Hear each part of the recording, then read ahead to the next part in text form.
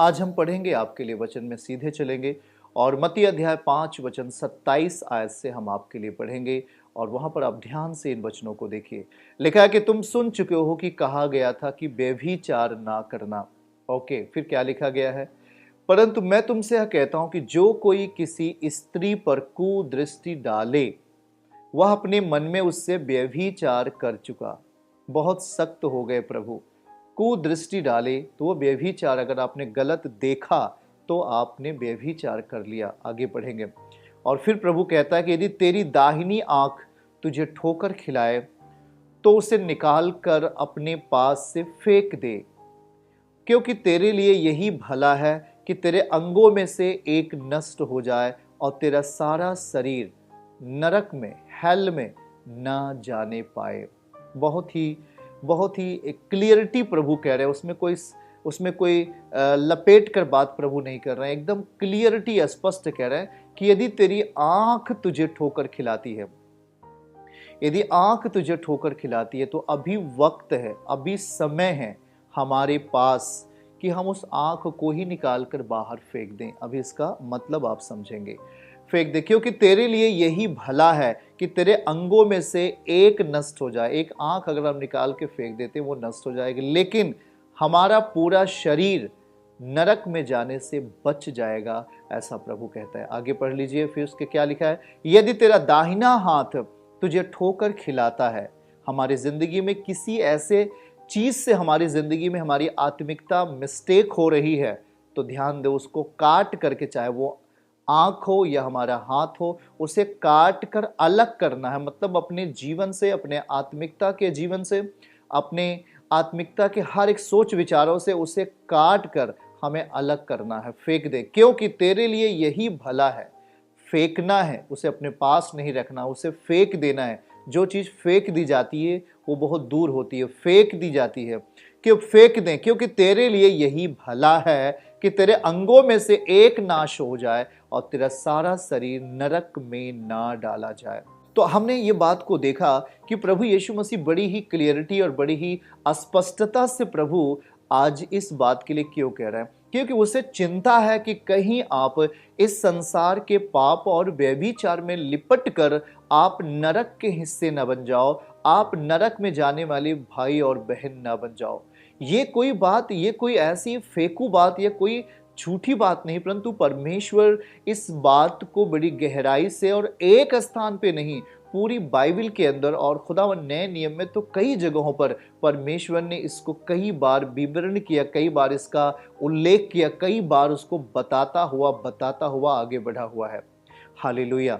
सीधे सीधे प्रभु कहता है कि तुम सुन चुके हो, 27 में तुम सुन चुके हो कि तुम सुन चुके हो कि कहा गया था कि व्यभिचार ना करना। पुराने नियम में जो व्यभिचार करते हुए पकड़े जाते थे उस पर पत्थरवाह होता था, जैसा यूहन्ना रचित सुसमाचार 8वां अध्याय में आप स्पष्ट वर्णन पाते हैं कि एक स्त्री व्यभिचार में पकड़ी गई थी और उसका मौत अवश्य था। लेकिन जब वो प्रभु के पास आती है तो वो बच जाती है और फिर से प्रभु कहते हैं कि फिर से पाप नहीं करना। प्रभु सचेत क्यों कर रहे हैं? क्योंकि उसकी आत्मा नाश ना हो, उसकी देह नाश ना हो, ऐसा ना हो कि वो नरक में जाए। इसलिए प्रभु उसके पापों को क्षमा करके चेतावनी देते हैं कि अब पाप फिर से नहीं करना।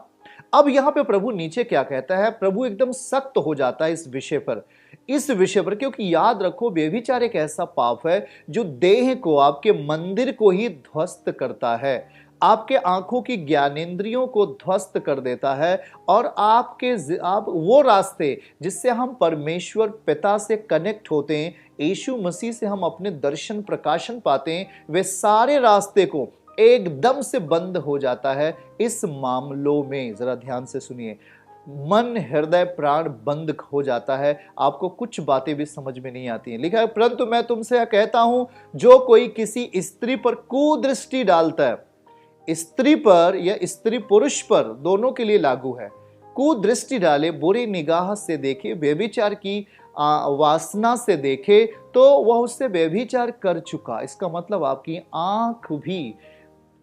आंख यदि गंदी है, आपका आंख यदि पाप से भरा हुआ है, तो आपका शरीर पाप में चला गया, वो घोर अंधकार का हिस्सा बन गया। प्रभु यहां पर सख्ती से इस बात के लिए कहते हैं क्योंकि यहां पर मामला स्वर्ग का है, मामला हिवन का है। खुदावन हमें अपनी महिमा में अपने दूतों के समान हमारे जीवनों को रखना चाहते हैं। हालेलुया। वहां पर हमें अपने दूतों के समान रखना चाहते हैं, उस अधिकार से हमें अपने घर में रखना चाहते हैं। यूहन्ना 14 वचन 1 और 2 में यही लिखा है कि तुम्हारा मन व्याकुल ना हो, मुझ पर विश्वास करते हो, मेरे पिता पर विश्वास करो, क्योंकि मैं तेरे लिए घर बनाने के लिए जाता हूं। परमेश्वर हमारे लिए व्यवस्था कर रहा है, वो हमारे लिए घर बनाने के लिए जाता है, तुम्हारे लिए जगह तैयार करने जाता हूं।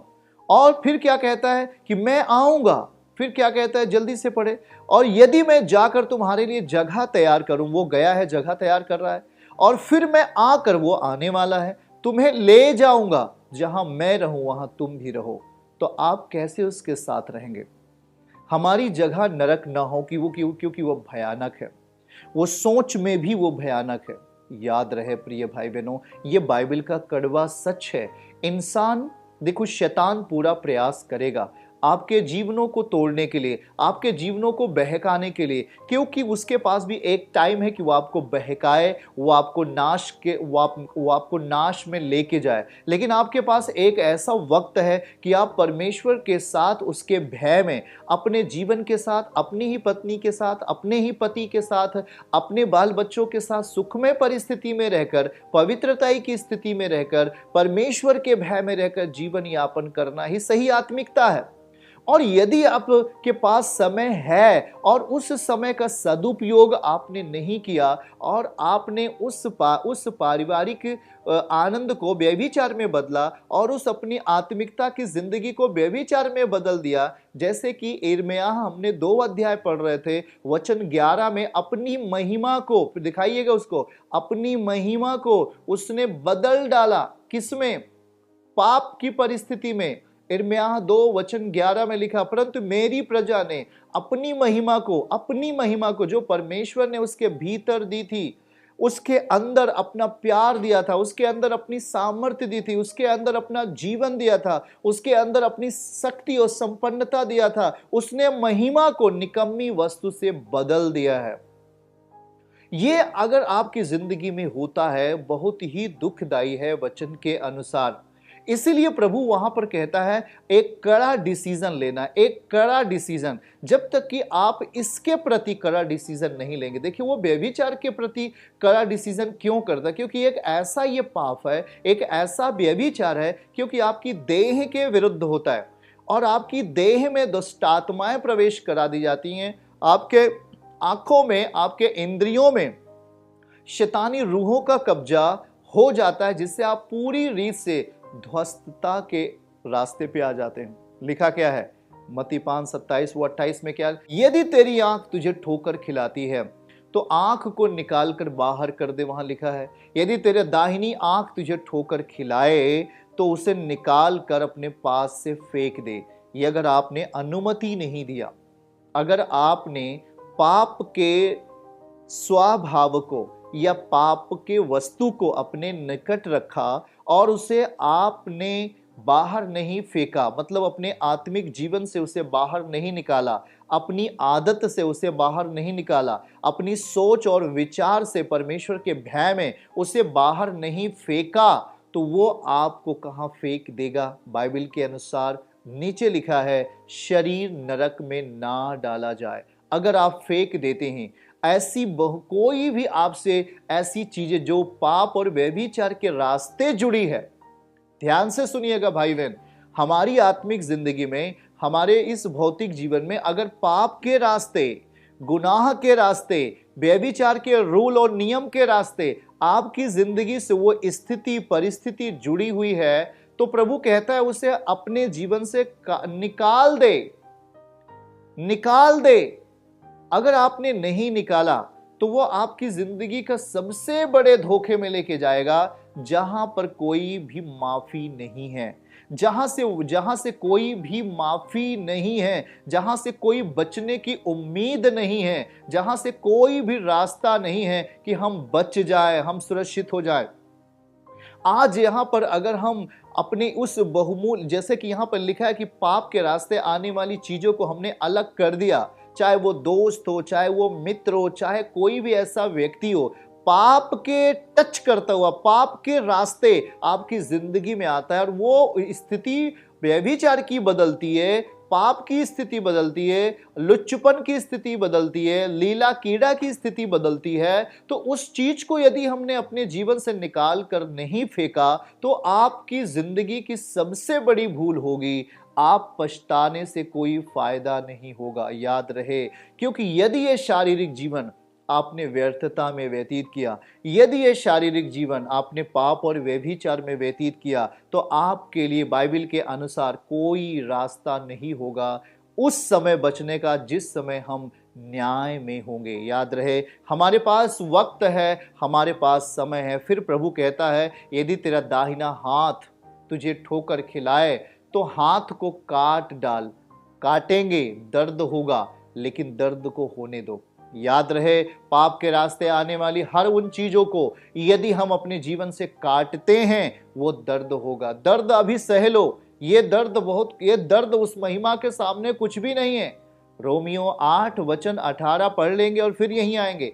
इस महिमा के सामने जो दर्द अभी हो रहा है, उस महिमा के सामने कुछ भी नहीं है। ऐसा प्रभु यीशु मसीह कह रहे हैं कि क्योंकि मैं तुम्हें समझाता हूं, इस समय के दुख और क्लेश उस महिमा के सामने जो हम पर प्रकट होने वाली है कुछ भी नहीं है।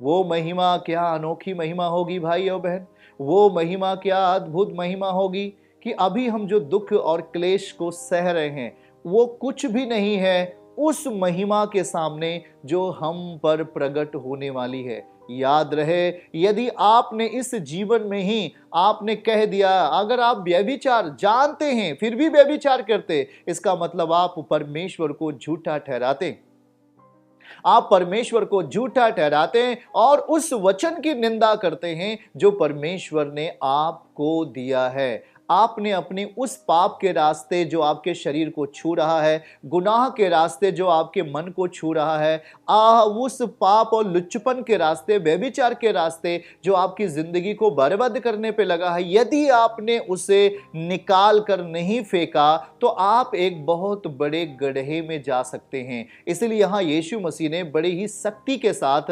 पवित्रताई का उल्लेख किया है कि मेरे साथ कौन रह सकता है। पहला पतरस अध्याय 1 वचन 14 और 15 में लिखा, जैसे मैं पवित्र हूं वैसे तू पवित्र बन। परमेश्वर का एक जो शहर है वह पवित्रताई का शहर होगा। यदि पत्नी है तो अपने पति के साथ ही रहे। अगर वो किसी दूसरे के साथ जाती है या किसी दूसरे के साथ इल्लीगल प्रेम करती है तो वो व्यभिचार करती है। यदि पति अपने पत्नी को छोड़ करके किसी दूसरे के साथ वो जाता है तो वो व्यभिचार कहलाता है। और इस समय इसका जो दंड है, इसके दंड का भागदान वो व्यक्ति, वो भाई और या वो स्त्री बन सकती है। चर्च की सभी प्रार्थनाओं को और परमेश्वर के दास के द्वारा टीचिंग सुनने के लिए और अपडेट्स को जानने के लिए हमारे इस चैनल को सब्सक्राइब करें और साथ में बेल आइकन को जरूर दबाएं ताकि जब भी लाइव प्रार्थना हो तो सबसे पहले आप देख सकें।